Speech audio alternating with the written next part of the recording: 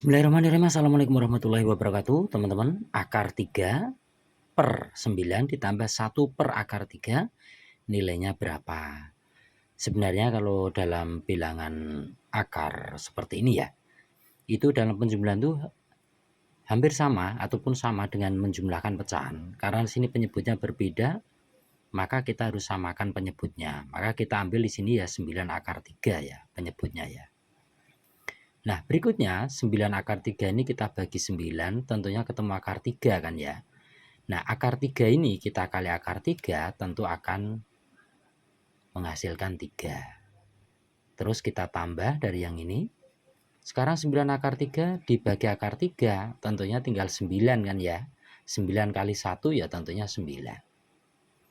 Nah, maka di sini akan sama dengan kalau 3 tambah 9 tentunya adalah hasilnya 12 per. Nah, di sini kan 9/3 ya kita tuliskan.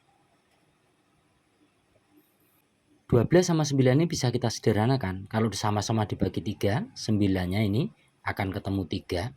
Kalau 12 dibagi 3 tentunya akan ketemu 4. Maka di sini akan menghasilkan, sini hasilnya adalah 4/3/3. Nah, berikutnya karena di sini penyebutnya itu masih dalam bentuk akar, maka ini harus kita rasionalkan dengan cara dikali ini akar 3. Maka di sini akar 3/akar 3.